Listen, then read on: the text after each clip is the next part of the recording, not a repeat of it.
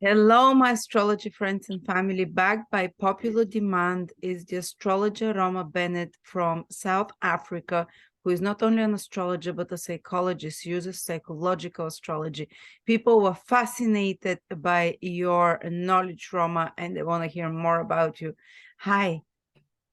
Hi, Lada. Thank you so much for having me here. Thank you to have me on the Astrolada channel and my extended family, which is the Astrolada family globally now.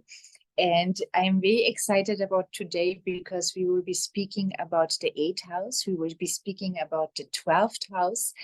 And of course, I will make a connection to psychology as well, because I am a firm believer that astrology and psychology should be of service to each other and complement each other very much. I have a beautiful ambient going on. I have thunders, rain, lightning. Everything is 8th house at the moment. So I will start just by briefly explaining what the 8th house and the 12th house is about, so that everyone can get them into the knowledge that I'm explaining further. The 8th house is traditionally ruled by the sign of Scorpio. It is a water element. It is a fixed sign, so it refers to our emotions and especially our emotional habits. What are the habits that create an emotional home within us? And sometimes this can be destructive. It is a house of transformation, of death, rebirth. It rules psychology and astrology. I don't think it is a coincidence that these two are situated in the same house. It is about occult knowledge. It is about the enemies that you are aware of and the secrets that you keep, right? It is also the house of shared resources, of divorce, of inheritance, of people putting money into a bigger pool and creating something bigger than themselves. So this is roughly the idea about the 8th house. Is the 8th house used in Western astrology? Is it Western psychology? Definitely it is. More and more knowledge is being shared. I feel that it is a house that is beautifully activated at the moment. Why would we want to activate an 8th house and 12th house if by reputation these are houses that are difficult? Because this goes back to Vedic astrology. In the slokas, it is said, if you work with the symbolism of a house or of a planet, this planet or house understands it as giving a sacrifice, as being given a sacrifice. And therefore this planet or this house is obliged to bless you. It is not optional, it is an obligation to receive the blessing. So sometimes it is good to, you have 12 houses in the chart, so it's good to implement the symbolism of every single house into your life in order to receive the blessings from your whole chart, because everything is present in your chart. And the same goes for the 12th house. 12th house is ruled by Pisces traditionally. It is a mutable sign. Mutable comes from the word mutation. So it wants to transform, it wants to change. It is the most evolved energy of all the signs. It is the last sign of the zodiac. So it really wants to evolve into a cycle coming to an end, and I'm evolving into the next reincarnation. I'm doing the next step. When a sign evolves, it moves into the next house, into the next sign. So it's Aries. I'm taking charge now because I have a strong backbone. It is the house that stands for remote places, from most positive to negative. So it can be, a spa, a faraway place, a hotel, a resort, everything that is fun, a little bit of a retreat. And then it can be a hospital, a mental hospital, a prison. It can be an ashram, a monastery. Not that these are bad, but you have to have the chart for it. You need to have a strong Saturn and weak Venus to be comfortable in a monastery, for example. It is the house of also our psychology. These are the things that are hidden from us. These are the enemies that are hidden from us, information that is not accessible to us. And we must always remember, we have a 12th house in our chart. There will be always information that is not accessible to us, that is hidden from us. So we must never put ourselves in the position of, I know it all, because no, we have a 12th house. It is that way. It is the house where one should try to connect with the spiritual realm, and it is the house of ancestors. And this is especially the point I will be making, because this is what got lost through, we didn't do it on purpose. It just where psychology was born, it was born in the Western world. So we have lost through the birthplace of psychology the connection to our ancestors. And I want to shed a little bit light on communities, or just different cultures that are more community-centered, for whom the connection, the ancestral connection, is very, very important. And I feel that this is something that is lacking in Western psychology. So now I went to the 8th house, the 12th house. What I will explain now is where I feel historically astrology and psychology have lost each other, right? So psychology originally was rooted in philosophy, the way you think, we speak about it, we learn about it, it's how we will act. And then from the 1800s, so this is a relatively new science, it was accepted as its own. It was 1879, Wilhelm Wundt in Germany has founded the psychology lab, had his students, his research, and it spread beautifully from there, especially because we had the First World War, people were emigrating. So this knowledge spread. And that's the first clue, because psychology was born in the Western world. Now, the Western thinking is influenced, number one, by individualism. So I need to see that I have an education, a career, a life for myself. I have a home, I have a car, I have all these things that I feel will make me happy. Secondly, from the 17th century, it was influenced by René Descartes, a philosopher who has introduced dualism. And dualism, excuse me, is the idea of we have something and we have a counter to it. So we have the body and we have the mind. They do not coexist, as one. We have good, we have bad. So there's always one thing, and then there is another thing. And this way of thinking is inherent to Western thinking. This is not something that is the same all over the world. And this is the first split away from astrology, because astrology does not come from dualistic thinking. So I feel what makes a really good astrologer is somebody who can look at the chart without saying, especially birth chart, not transit, but birth chart, and say, not good, not bad, it just is. Let's work with what is. Let's work with what is strong, and let's strengthen what is maybe a little bit weaker or try to avoid it. So there should be, a Western astrologer should try to teach oneself not to have a dualistic thinking when looking at a chart, but that's a different topic. And then, I want to give one example that is a little bit extreme, right, when it comes to dualistic thinking. So in dualistic thinking, if something is alive, it's alive, and if it's not alive, it's dead, but these two do not belong together. Now, I have mentioned the cultures that believe in communication with ancestors.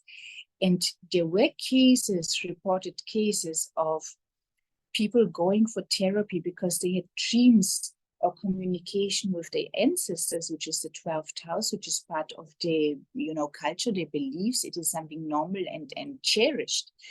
And they were misdiagnosed with schizophrenia because psychology did not accommodate the 12th house, which is inherent to our chart, which is part of us as well, right? Then I think a bridge over again to activate a little bit more of the 8th house and the 12th house was definitely done by Sigmund Freud. So Freud, for me, worked in this triangle between the 4th house, home, family, and your childhood and your mother very strongly. The 8th house, all the trauma and therapy, working through it, trying to transform from it, the 8th house. Maybe a little bit less the 12th house, at least not in public. I do feel that he was privately probably very strongly interested in the 12th house as well, because his student Carl Freud leaned very strongly into mythology and archetypes, which is more the 12th house manifestation, symbolism. Right, so the melting started here again. And who really made the bridge for me was in Frankl. And I think Frankl, I have mentioned him in the first interview. That was a psychiatrist that was in a country that was influenced by the Second World War, and he was Jewish by birth. That was his religion. So he ended up in a concentration camp, and he was, you know, trained to clinically observe. So his therapy form really originated in a 12th house scenario, which is a life and death scenario. And when he was in the camp, he observed that if you look at two people and they have the same biometrics, they have same age, gender, height, health, you know, everything, and one survives and one does not, then the person that has survived had a goal or a vision bigger than the current circumstances, bigger than themselves. And he has named it logotherapy. Logo means life. So that was the life therapy, how to almost survive. And if you think about it, dedicating yourself to something bigger than yourself, this is not Western. And this is very much the Pisces energy of the 12th house. This is an energy that likes to self-sacrifice, sometimes to a little unhealthy degree. Like the challenge is when to disengage very much with the with the sign, because it's very charitable. But that was the energy. And blossoming from that, I know I'm taking you through the history of psychology, but this is important for where I'm heading now. And blossoming from that was then coaching. So this is not a therapy form per se. This is something a little bit more hands-on. It's a little bit more active. And it was received very well, because I feel so many people are day-born people. The sun is above the horizon. They're more go-getters and active than sitting, you know, and observing themselves.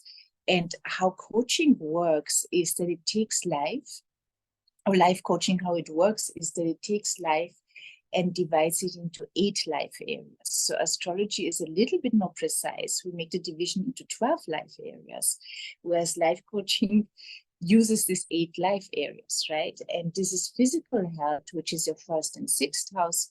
This is your partner, 7th, 5th house, family, social, 3rd, 4th, 11th house. Then you have finance, the 2nd, 8th house, by extension, the 5th, the 6th, the 11th, you know, personal development, which is the 5th house, and the 8th house, spiritual, the 12th house, the 8th house, the 9th house, work is your 6th house, your 10th house, and then emotional health. That was a tricky one for me to qualify, because if I asked the question, how do you maintain emotional health, right? I would go with the 4th house. I would go strongly with the 8th house. But if I ask myself the other way around, how do you destroy emotional health? You can do it by any house, really, you know. It just, you need to have sufficient stressors in a house for the emotional health to collapse, right? So I could not decide.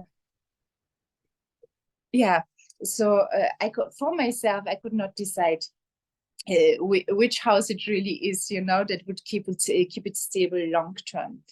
And this was the moment where I felt it was the breakthrough of astrology and psychology merging again. Why am I saying this? Because in astrology, something is given to you. So the planets are positioned in a certain way. You have an ascendant somewhere. This is given to you and you are working with it. This is what you would like to unlock the full potential of the chart, and you need to apply free will. You need to be active in this process. And life coaching takes charge as well. This is an internal locus of control. So it doesn't work like therapy so much with I change my thinking and then I change my actions, but I change my actions, and because I am proud of myself, I start feeling good about myself and I can see what I have accomplished. My thinking about myself starts to change. And in the Western world, not only in the Western world actually, but wherever people need to be ruled, you know, in whatever form of political form, it is easier to rule people that have an external locus of control.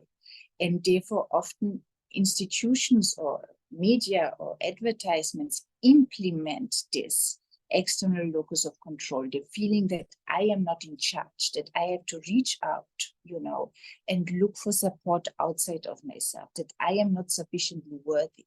Did we have it in the past? Definitely, but for that we would need to go back to pagan times, when we had pantheism, and panentheism saying that God is nature, or God is in nature, which means that if I am human, I am part of nature.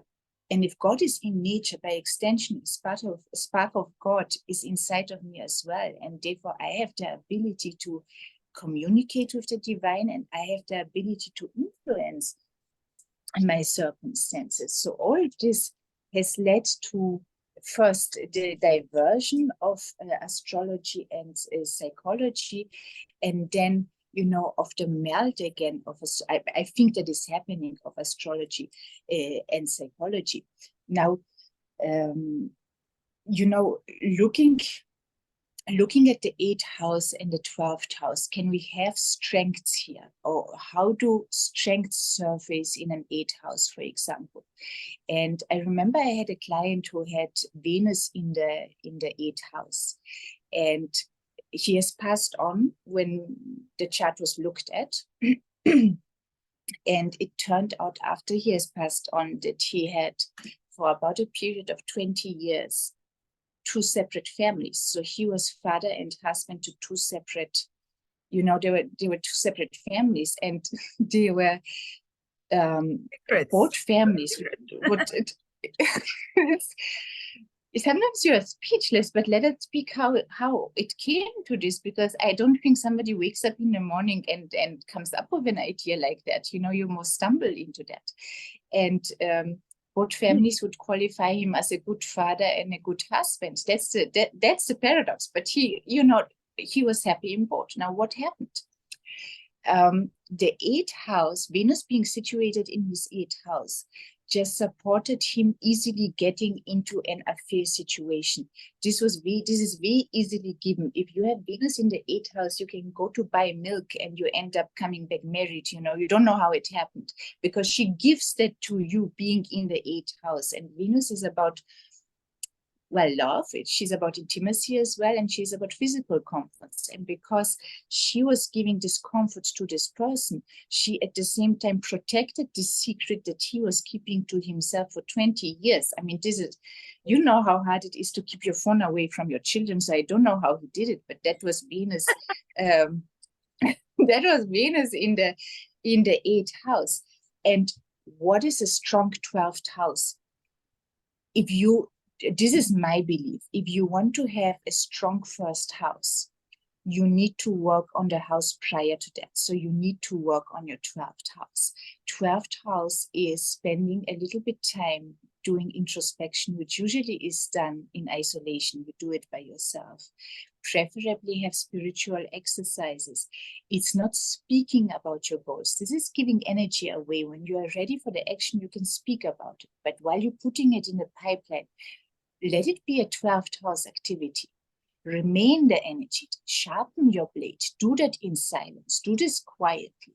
And when you are ready, and you feel the strength, you feel the connection to your ancestors as well. You feel, what, I am not standing alone. I have an army of people standing behind me. They might be not visible to me, but they are standing behind me.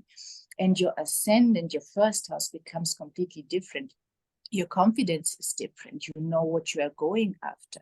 Your first reaction to circumstances is different, which by, domino effect, ripple effect will have an influence on your long-term goals as well. So you have a stronger grip on your life, I would almost say, if you retreat into the 12th house, right? And now I will move on. Many times we don't do it on purpose. Many times life forces us, like look at the pandemic. That felt very 12th house to me. Making people stay on their own. Other times your closest people die and you're alone for a few years. Other times it's you're in baby jail, or kind of whatever. Circumstances can force you for this a long time. And I remember one of my teachers, she said that for 10 years, she lived very isolated, basically in the mountains, just taking care of her family. And I said, because I was complaining that I feel very isolated. And she said, this is the most grateful period you have to be, because this is Yeah. what made us great astrologers. This Yes.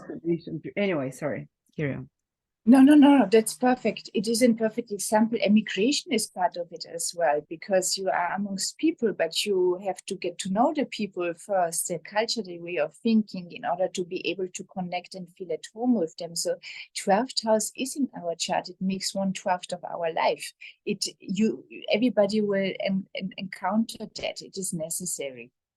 So, now I will dip into the history of the country where I am located, because this is the perfect example for 12th house activities in everyday life, right? So I am in a country where we had the political system of apartheid. And apartheid means segregation. So it was from 1948 till 1994. It's relatively fresh that we do not have apartheid anymore. And apartheid means segregation. So what it meant is that people of color are living in a certain area. They have their schools, education, infrastructure, work, their whole life going on there, 79% of the population. And then Caucasian people live in a separate area from there. Apartheid was described as crime against humanity. There was not sufficient access for people of color to simply opportunities. It was not that they were not working, they were working extraordinarily hard. They just did not have the opportunities. And 1994, apartheid fell and Nelson Mandela came out of prison. And people were grabbing arms. They were ready for war. They were ready for civil war, because he was imprisoned for 27 years. And he was, not justly imprisoned, because he was standing up against the system of apartheid. And it was an act of courtesy for people to wait for Nelson Mandela to come out of prison first and say, okay, let's fight now. But he came out of prison and he said, no, white people and African people have to live in peace. They have to learn to love each other and live peacefully together. And this man has prevented a civil war. There is so much respect that people have for him in this country. I think everybody tears up talking about Nelson Mandela. So what people did was they listened to him, they put their arms down, they rolled their sleeves up, and they decided to, let's put the work in now, because nothing was given to people of color on a silver platter, but what has changed now were the opportunities. And now I want you to just imagine this scenario. Imagine you are working in you are living in the segregated area of colored people of color, and you're looking on the other side, and what you see is the perfect life. You see, better infrastructure, better healthcare, better education for your children, better career opportunities, better money. People of Caucasian people lived a Western life. So even though they were in Africa geographically, but they protected the Western ways, the Western thinking very much. So when African people looked at this Caucasian way of life, for them, in this segregation, it represented, this is my version of better. So if I ever make a life for myself, this is how I want to live. Okay. And then 10 years passed, 15 years passed, and these opportunities truly started opening up. So a version of better was really given to the, maybe not people that were living grown up during apartheid, but their children. Their children had, the education and the career and the house and the home. And then something happened that psychology could not explain as yet. We're still waiting for the long-term studies. Suicide rate amongst African people, 15 years after apartheid, raised by 70%. Wow. It went up by 70%. So you think to yourself, how is this possible? for the first time, something close to fair, you know, is happening. If I am working, I'm really getting the results. If I really can afford the home, I can afford the car that I desire. But they started to live away from a community and family-centered culture, which is a 12th house activity as well, not only the 3rd house, I come to that, but more an individualistic life. Before that, suicide was something Caucasian. It was not an African thing, because you cannot become an ancestor if you take your own life. There is an exception to that. The exception is ritualistic suicide. If you, for example, you're the king of a tribe, and another king comes and you have to step down from your throne, right? So if you remain alive, there's always this danger that it will split the community, and some will be on the side of the old king. They want him in power again and his family in power again. So what the old king did, or what the community demanded, was that he, in a ritual, takes his life. But that was not understood as you know, suicide. For your reasons, it was a sacrifice to the community. Because in a community-centered or family-centered culture, which is also Asian, South American, African. I just speak about African because this is where I live, what I understand the best, what I have an understanding of. So it was a sacrifice to keep peace within the community, right? It was not taking your own life. So we have this race.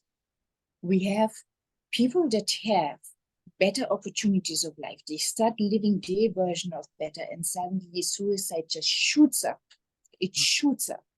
So this is being observed.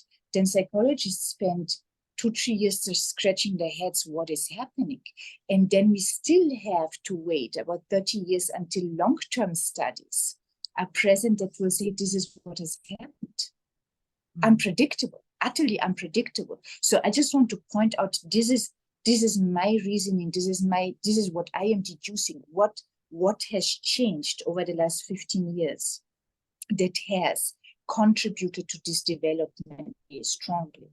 Now, let us speak how in a community-centered, family-centered culture, how the 12th house is being activated in a very subtle, gentle, in a very honorable way. So it is not something drastic or dirty or something, you know, criminal. No. I understand this might be the symbolism of the 12th house as well. Yeah, but hidden vices, addictions in the Western world, how we manifest it.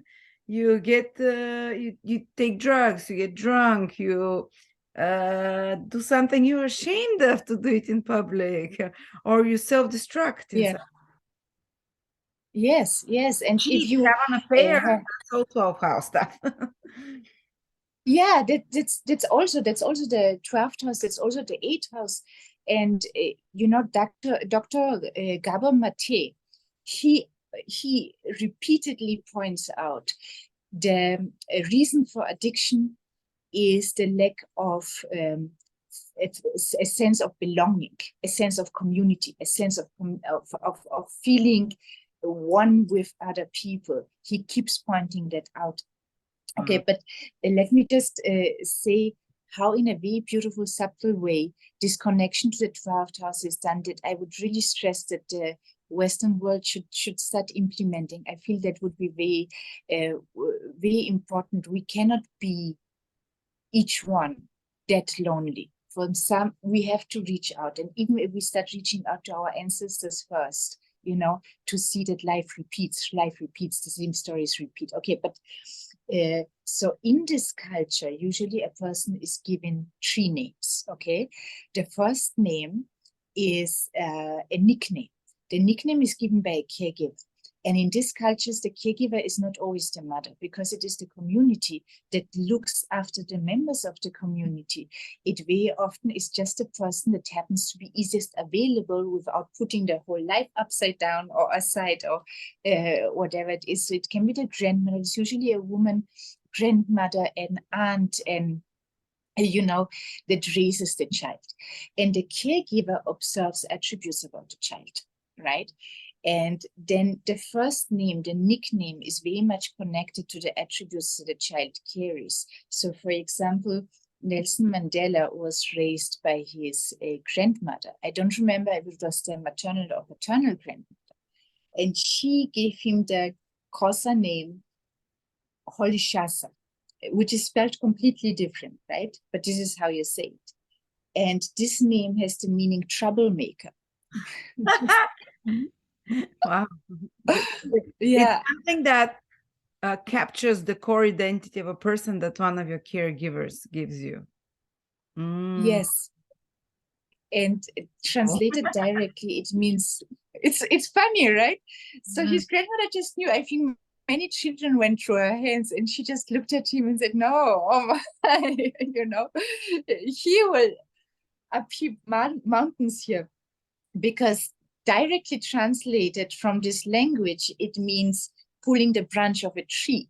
And he was really, if you look at the apartheid system, he was really pulling the branch until the system has collapsed. So it was a very accurate name to be given. And I do find, you can be older if you didn't grow up in this culture, but people still will give you a name if you live amongst them that captures the core of your identity that you might not even see. You might not be able to see. That is the beautiful thing. It's hidden to you, to your eyes. It's a 12th house. And then the second name that is given is an ancestral name.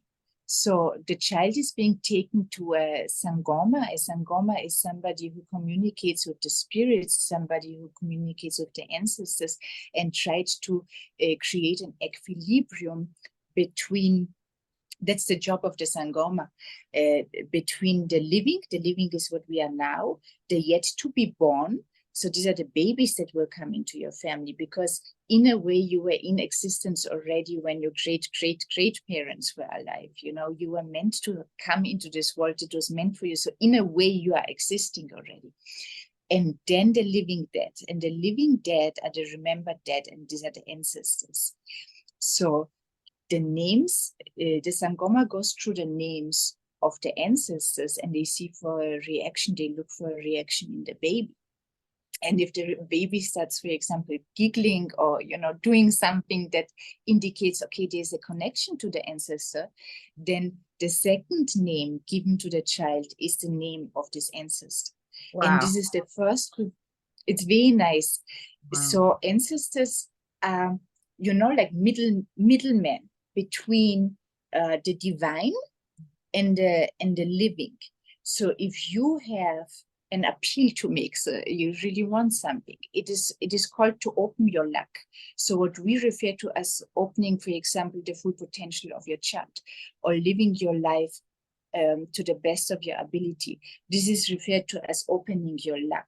When things don't go according to how they should be, it is understood in this reasoning as something is being done to you that is blocking that, right? So you intervene.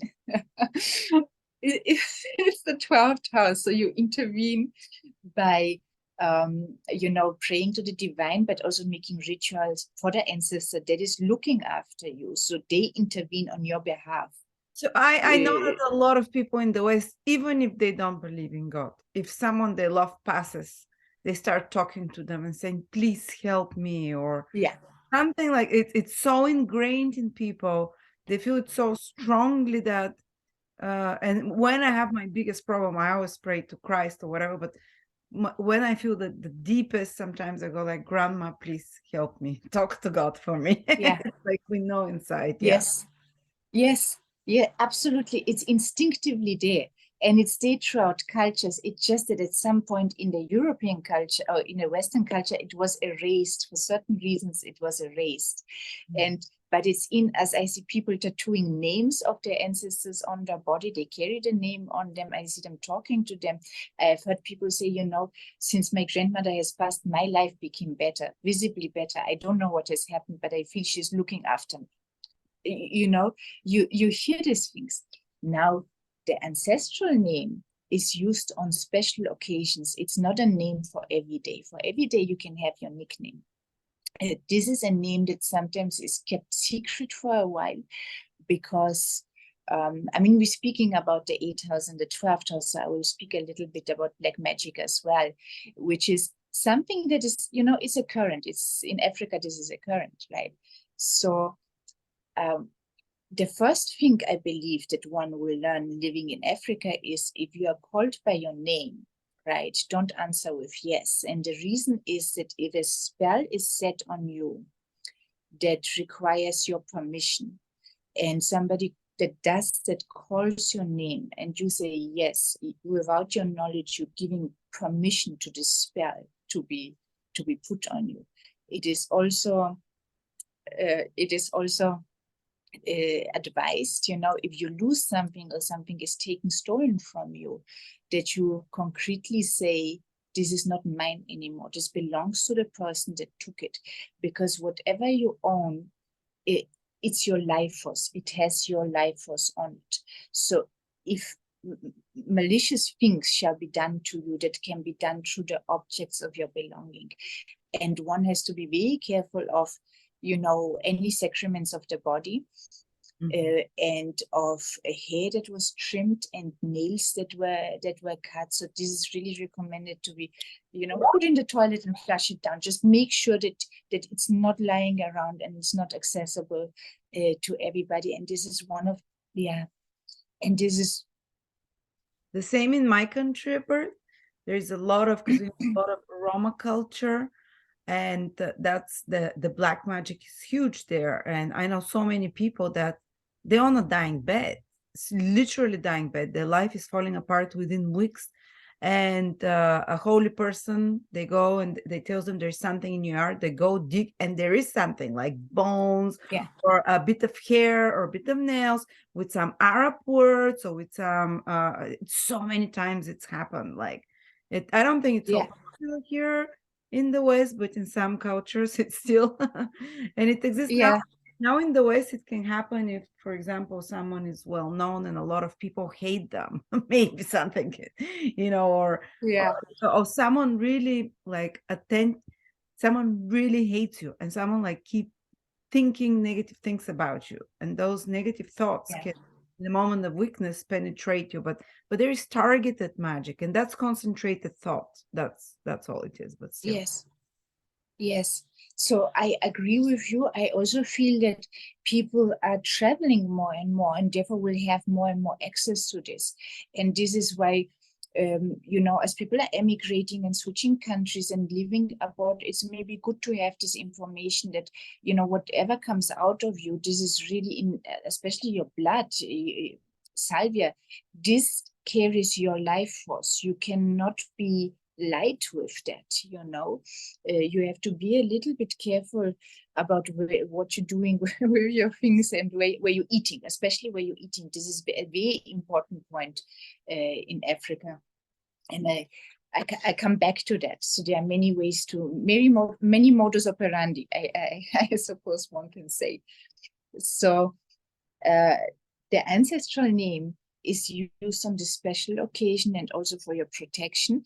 And in African reasoning, you know, and I don't feel good generalizing it, but there's two schools of thought. So one school of thought says that in order to honor all African tribes, and there are so many, one should use the plural form. And the other school of thought says, especially when it comes to African religion, that certain pillars are the same throughout the tribes and the religions. So if we use the singular form, we have a better chance of becoming a world religion because of the number of adherents to it. And I agree with both. I'm drifting in indecision between singular and plural, but at least one can decide for themselves what they feel is better suited. Okay. And then the third name that one takes on is during initiation. So there's an initiation rite when one becomes an elder. And this is usually a tough love scenario, because the people that are initiated into adulthood now are being asked to leave the community, and sometimes up for a period of 2 years, which is a long stretch. They are being provided for food, but they have to fend for themselves to a high degree. And the lesson here is to exclude them from community, so they understand what it is not to be part and member of a community.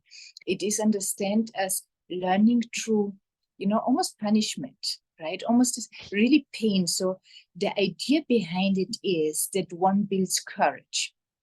that one builds courage, because you cannot use the other virtues without courage, that you are able to protect your community and stand up for your community. And this is done through being put really in a 12th house situation, you know.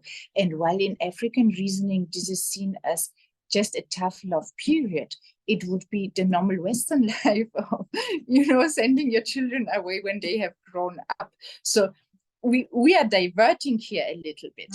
Yeah, and I feel it is in this ritual is very important, and I will think of ways to implement it within my home, maybe not that way, but in a similar way, because it gives such a clear message. You know what? You're a grown man, act like one. And you are a grown woman, act like one. It creates this timeline, you know, we are done with the initiation right now, and you have to act like an elderly person. So they are called elders. They might not be old chronologically, but they are referred to as elders now. And after the initiation, they often wear either certain clothes or like drawings or marks on the face, just that other people see, you know what, I cannot just randomly go and flirt with this person now. I cannot just approach them anyhow. This is an elder now. And they taking charge of responsibilities within the community. So imagine you are somewhere for 2 years in the mountains, you know, and then you're coming back to your community. Imagine how relieved you are and appreciative you are of being back in this secure structure. Wow. And when initiation comes to an end, so one of the end parts of this ritual is that you choose a name for yourself. And this is now, you know yourself. You have got to know yourself through the 12th house. Yeah. Wow. Through the 12th house activity of solitude, of fear, definitely fear. It's part of it, of this transition. This is an 8th house activity. And you have gotten to know yourself, and now you give yourself a name, right? And this is the 3rd name that is being given. So you have this beautiful connection between somebody of the 4th house, you know, a caregiver will give you a name. And then you receive an ancestral name, which is the 12th house activity. And then you go through this transformation that is necessary. It's necessary for you in order to have a better grip on life in general, you know. And you giving a name to yourself as well. And this beautiful trine is activated between 4th, 8th, and 12th house, just in the naming of the individual. What I wanted to say as well, in order to become an ancestor, one has to have an ancestral name, one has to go through initiation, because this only will allow you to get married, right? This only will allow marriage. So marriage is necessary, having children is necessary, and then having the correct burial is necessary. So these are the things, to be buried in the correct way. So you have no control over it, maybe partly, you know, but how the people that you have left behind, how your children will bury you, and the rituals that they make with the burial will allow you to become a living dead, will allow you to become an ancestor. And this is, and becoming an ancestor is the ultimate goal, because this is how the trine works, you know, between the yet to be born, between the living and the remembered dead. I guess becoming an ancestor allows you to reincarnate back into your tribe and into your family. Kind of, that's why the tradition. This is often seen. Yes, this is often seen. And I think partly that's the reason why a baby is taken to a Sangoma and they go through the names, because they feel that this is a reincarnation to the tribe as well. And therefore the correct name has to be chosen for the baby. Well, and the baby would say, oh, I was my great granddad. Yes. So being looked after from the 12th house is, as I mentioned, an activity that will allow you to, you know, have a stronger 1st house and have a stronger life altogether. So how can we bridge over now what we learn from family-centered or community-centered cultures into the Western world to strengthen our 12th house? And I feel that this is yes, just as you have that's mentioned. what I was going to ask you. How can we apply this, seeing how beautifully the ancient cultures did it and more tribal cultures into the Western life? Okay. You have, I think, when it comes to your children, when I look at African cultures, they feel that a child belongs to life. It doesn't belong to you. I know this is a quote, but this is very much how they feel about children. They do not, these are not helicopter moms, so to speak. These are really... Love it. These are... they leave it to the child to build their own relationships with all members of the community. So in times of distress, when the mom cannot be actively active in the identity of her mother role, which, I mean, Lada, this can happen. And it is very likely to happen if you have a Saturn moving over, the house that represents your identity as a mother, for example, or the moon. Is this likely to happen? And you have people on standby that are ready to take over, that know the child. The child does not only belong to you, it belongs to the community. I think that would be something that would help us in raising our children in maybe a healthier way, making them belong a little bit more, not just to us, but to many, so to speak, to life. I absolutely understand why they did it this way, because nowadays we're expected as Western mothers to be superheroes, to go to work, to deal with our emotional issues, to be a wife, whatever, and to raise children, maybe homeschool them, whatever, be constantly engaged. And it's not possible. Like you said, Saturn is transiting through my first house. I'm confused who I am right now, my identity. I'm trying to find it, my new self. And I just zone out. I cannot connect. I zone out. I need time. And I totally understand why they said it takes a village to raise a child. That's why a lot of our children in Western society is unhappy, because we were raised by a single mom or by a really exhausted mom with no help. And it's so bad. But so many families in the Western world now live far away from their families, from grandparents. What can you give us now who raises the child? Is the public school or the kindergarten? Is that a good substitute for what you're giving as an example for, or it's not, because they don't love your child as much as a family member would? What would you say? I agree with you. It's the schools that are raising the children. It's the teachers that are raising the children. It's very much the TV that is raising the child as well, because it's almost like a babysitter that is always available, right? So I understand where you are coming from. I feel that loneliness is a pandemic in the Western world, and I feel one needs to be a little bit braver and take advantage of this Aquarius age that we are in and say, you know what, I am lonely and these are my challenges. And you can always build a social family. Biological family, I understand, it's given to you, right? It is given to you. Some people have a biological family, they don't have the best understanding. You have to honor your mother. You can't always love. The command says honor, doesn't demand more. But don't be shy to speak up, because for every person that feels lonely, I promise you there is 1,000 other people that feel the same way, but they're just too proud to say, I feel lonely. I pretend being fine and being functional, but I am lonely. And there will be many people don't realize they're feeling lonely. They just feel depressed. They go to work, they watch TV, they probably talk to one person a week on the phone, maybe meet a friend once a month. I meet friends once in 3 months only. It's like I'm probably the loneliest person, but at least I have my family. But many times I don't think I'm lonely. I'm so delusional. I'm not happy. I'm depressed. I don't understand what it is. And the more I think about it, I realize it is loneliness. I need to speak at least to one person per day in real life, people don't realize that. They just think they're depressed, they're anxious, they pop pills, they drink at home alone. And it's a vicious circle. We're really caught in a trap.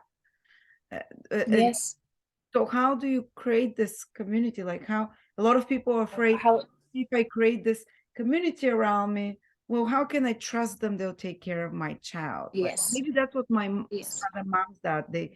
They get together and one mom watches the kids today, another one another day. Is that what you have in mind? This is what I'm having in mind. This goes back to having an internal locus of control. So I will just give the action steps one can follow or not, but this is my suggestion, right? Number one, inside of you know that for every time you feel lonely, there are 1,000 other people that feel lonely as well. They are just not speaking up. You are not alone in feeling lonely. I guarantee you that 100,000%. Number one. Number two, you can build your social family. So how do you go about it? Let's say you are a mother, and through the activity of being a mother, you will see very likely other mothers walking the children to play school, walking the children to school. Keep your eyes and ears open. Just see who looks, who looks groomed in a way that you would say, okay, this person has her ducks in a row. Greet her. Greet her repeatedly. Start small. In Africa, we say hambagashle. Go slowly, one step at a time. Then strike maybe a small conversation. Build yourself up from there. From there, say, we are going to the park to play at this time. Maybe your child could join. This is how you start conversation. You will feel over time. Of course, there's no guarantee. Can we trust? Can I trust this person? There is no guarantee for that. I understand it. It is wrong to trust everybody. It is also wrong not to trust anyone. And you will not be able to go through life in a healthy manner, not trusting anyone. From there, when you start making the connection with the mother and you see that you start being comfortable, you can start suggesting, you know what, maybe let's add another mother in the circle and start splitting our activities, So you might go, for example, ice skating with the children, and I will prepare a meal. So when you come home, the cooking is done, but the children are entertained as well. Let's help each other. Let's lean on each other a little bit more. We don't need to do everything by ourselves. We need to learn to do this as a community, or else fully the schools will take over. It will be like your child won't be your own. The system will be raising it, because people will be having mental breakdowns. It's I don't know. That's depression, mental breakdowns, and whatnot. What about for a lonely person? They're working too much. They're traveling all the time. They're not in one place long enough. And by the way, statistically, the biggest reason for premature death is not smoking. No, it's not drinking. No, it's being lonely. You can do all the vices. There were two villages next to each other. It's a real story in America. One was all Italian village. The other one was all kind of Scandinavian settlers. And the Scandinavian settlers, that was maybe done in the 60s or 80s. They were very health conscious, exercising, whatever. They were dying 10 to 15 years younger than the Italian village. They looked there, they were drinking, eating meat, drinking alcohol, smoking all the time. What was the difference? The Italians were social. They were out all about. The elders were respected. They were part of everyday life. They were out with the neighbors chatting. The Scandinavian type of village, no one, they were like polite, hello, hello. So actually living in this kind of perfect Swiss type of village, it's a guarantee for you to probably die a bit younger, than the one where everyone is like talking and involved. So sorry, I took a big detour. No, it's absolutely right. The same was done. I don't remember the research now, but it was done with rats that live by themselves, and rats that live as a couple. They were living longer and they were recovering from illness faster as well, even if they were bickering and fighting, but they were overall they were doing better. It's really, loneliness is a disease. We're not meant to live that way. It's not how we are designed. I don't know if you say it in English like this, we're an animal of a group. We belong into a group. We can survive by ourselves in today's world because we have the technology, we have the homes that are built in a way. Wouldn't be possible centuries and centuries back to survive that way. Now we can survive being by ourselves, but we are not wired. We are not designed to be like that. We're not happy. We're dying off faster. Well, what if someone has 2, 3 planets in the 12th house? What do you tell them to such a person? Well, they honor this 12th house, don't they? How do we honor this 12th house? How do we honor it? So it depends which planets are in the 12th house, right? I found that looking at charts, if you have the sun in the 12th house, these people very often, through shining a light on other people, you know, become very recognized for their work. So they have this almost invisibility of the sun is in the 12th house. Do you know David Letterman, for example? I think his sun is in the 12th house. So he is known.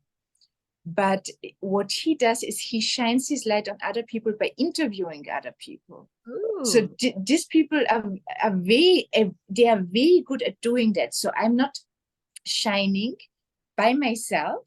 I'm shining through others. Enough light will come to you, but this will come through others, for example. And then really depending on the planet, which planet is in the 12th house. But what I highly recommend, you know, if you currently do not have anybody in person that you can connect with the ancestral realm. They will guide you. I really believe that towards people that are meant for you to be in your life and to, you know, be good to you in this life. And what I also found, for example, with the moon, because I'm all about the moon, 12th house moon people make excellent therapists. They make very, very good therapists. They are not as troubled as one would assume, you know. And they are very good listeners. They are very good observers. They have the ability to put, because we are all biased. If you're human, you're biased. But they have this extra notch of ability of putting their bias and their judgments aside and really hiding it in the 12th house and looking at the other person. So they make, it really depends which house it is. If it was Mars, for example, I would be careful. I would make it an activity to donate blood regularly for protection, because as we said, you know, Mars, if you work with the symbolism of a planet, it's protecting you, it blesses you. So if you have Mars or hidden enemies, a tendency, if the 12th house, and you become a blood donor for the blood bank and you keep saving lives, which is a 12th house activity, I mean, you protected, you're fine. What is happening is that from another side, from the 12th house realm, there's like strength coming. This is how it will manifest then. So the strength of Mars, this warrior energy of Mars won't harm you. It will, like, I don't know where I'm getting my energy from, you know, but I'm achieving all these things. This is where it's coming from. And Venus in the 8th house, well, listen, you have to be discreet. What can I tell you? You know, if you have Venus in the 12th house, you will just keep very likely stumbling into a situation that would allow for, you know, flings that are happening easily. Yeah.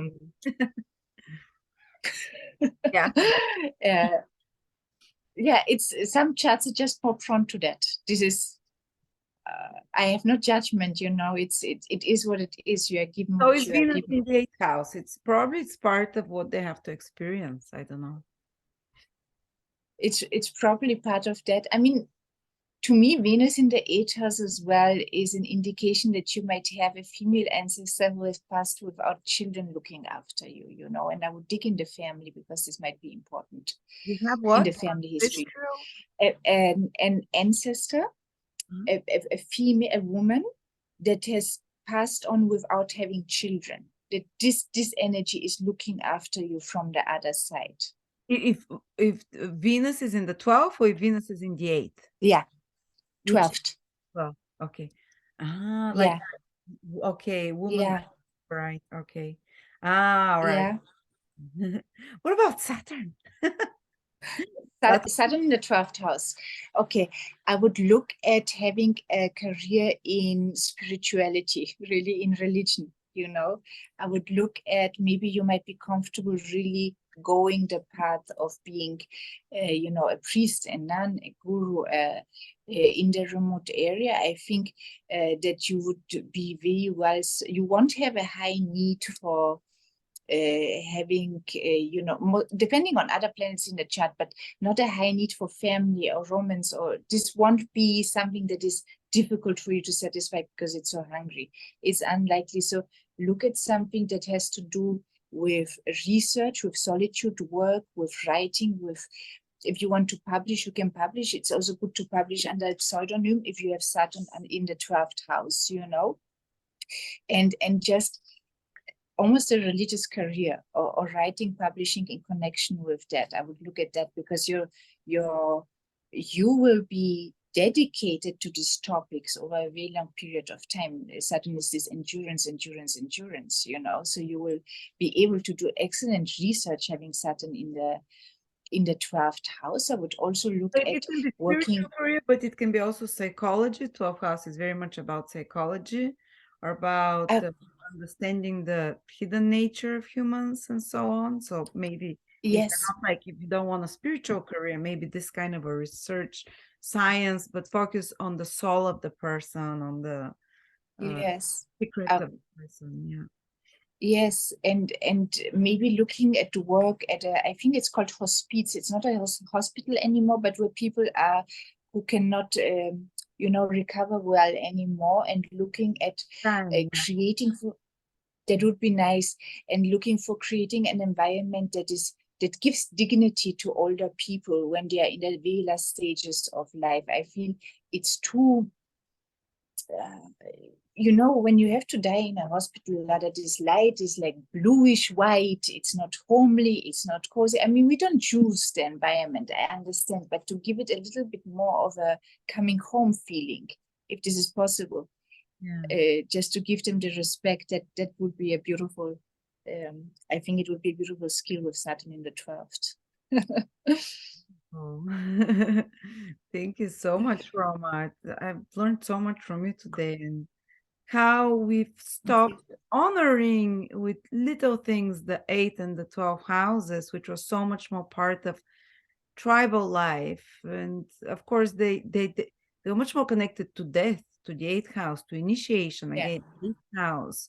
They had they were aware of death, and they were and 12th house, like you said, they gave them periods of isolation. They had initiation therapy. What was it called? Maybe in the Western world we have our own initiation rites of passage, like, oh, the first time you have sex, it's a rite of passage, but did it with sacredness to it. Wow, we do it both. The rites of initiation of the 8th and the 12th house, we do it, we're hiding it because it's something almost shameful to many of us, because we don't understand it well, and we don't give it its deserved miracle. We don't give it its deserved. Well, I lost my train of thought.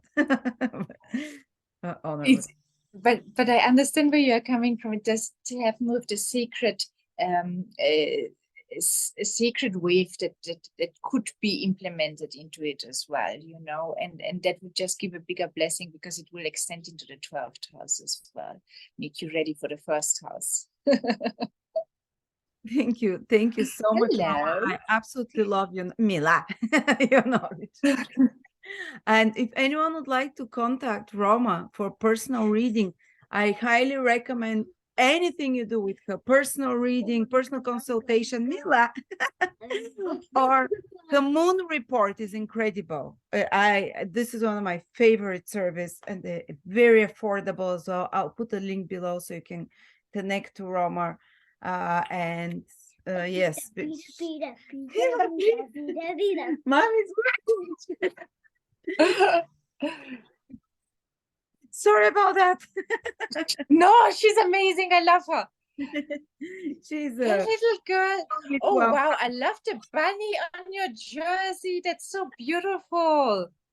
Hello. Oh, my word.